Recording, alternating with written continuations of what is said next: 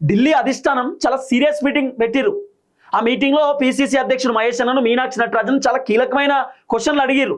తెలంగాణలో ఏం జరుగుతుంది, ఏం కథ, అసలు రాజకీయాల పరిస్థితి ఏంది, వీళ్ళు ఏంది, మీ పైన కుట్రలు చేయడం ఏంది, రేవంత్ రెడ్డి ఏం చేస్తుండు అంటే అధిష్టానానికి మీనాక్షి మేడం, పిసిసి అధ్యక్షుడు మహేష్ అన్న చెప్పిరట. రేవంత్ రెడ్డికి ఒక టీం ఉన్నది, ఆ టీం ఇష్టానుసారంగా వ్యవహరిస్తున్నారు. రేవంత్ రెడ్డిని ఏమన్నా అంటే ఆ టీం రియాక్ట్ అవుతున్నారు. ఇప్పుడు ఒరిజినల్ కాంగ్రెస్ పార్టీ లీడర్లు అంత ఎక్కువ ఓవర్ యాక్షన్ చేయరు. ఒరిజినల్ కాంగ్రెస్ పార్టీ లీడర్లు కాంగ్రెస్ పార్టీ కోసం కష్టపడతారు. ఒరిజినల్ కాంగ్రెస్ పార్టీ కార్యకర్తలు పార్టీ బలం కావడానికి కష్టపడతారు, పార్టీ మళ్ళీ అధికారంలోకి రావడానికి కష్టపడతారు. కానీ వేరే వేరే పార్టీలకు వెళ్ళి కాంగ్రెస్ పార్టీలోకి వచ్చినటువంటి బ్యాచ్ ఉంటారు కదా, వాళ్ళ ఓవర్ యాక్షన్ ఎక్కువ ఉంటుంది, వాళ్ళ పర్ఫార్మెన్స్ ఎక్కువ ఉంటుంది.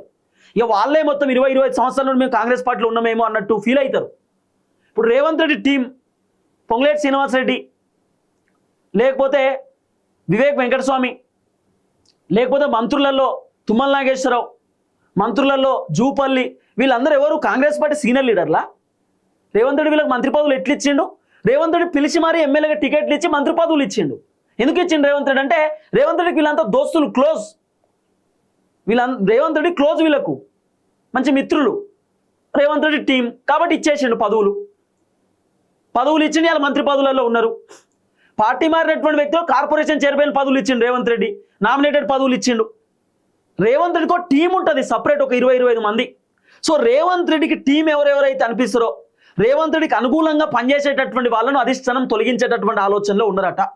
హైకమాండ్ ఎట్లా చెప్తే అట్లా వినాలి, రేవంత్ రెడ్డి చెప్పినట్టు వినుడు కాదు. మీనాక్షి నటరాజన్ తెలంగాణకు వచ్చినాక మీనాక్షి నటరాజన్ కొంతమంది లీడర్లకు కొన్ని టాస్క్ ఇచ్చిందట. మీరు ఈ పని చేయాలంటే మీనాక్షి నటరాజన్ చెప్పినట్టు చేయలేదట. పిసిసి అధ్యక్షుడు మహేష్ అన్న కొంతమంది లీడర్లకు పని చెప్పిండట, మీరు ఇది చేయాలంటే మహేష్ అన్న చెప్పినట్టు కూడా చేయలేదట. కానీ రేవంత్ రెడ్డి చెప్పినట్టు చేస్తురట. రేవంత్ రెడ్డి ఎట్లా చెప్తే అట్లా చేస్తురు. అంటే రేవంత్ రెడ్డి ఎట్లా చెప్తే అట్లా కొంతమంది లీడర్లు వింటుర్రు. మీనాక్షి మేడం చెప్పినట్టు వింటలేరు, పిసిసి చెప్పినట్టు వింటలేరు. అంటే మీనాక్షి మేడం చెప్పినట్టు వింటలేరు అంటే రేవంత్ రెడ్డి టీం అన్నట్టే కదా. రేవంత్ రెడ్డి ఎట్లా చెప్తే అట్లా కొంతమంది లీడర్లు వింటురు అంటే రేవంత్ రెడ్డి చెప్పినట్టు వింటే రేవంత్ రెడ్డి టీం అన్నట్టే. రేవంత్ రెడ్డి ఏం చేయమంటే అది చేస్తారన్నట్టే వీళ్ళు. దీన్ని బట్టి చూస్తే అధిష్టానానికి ఆ లీడర్లు అవసరం లేదు.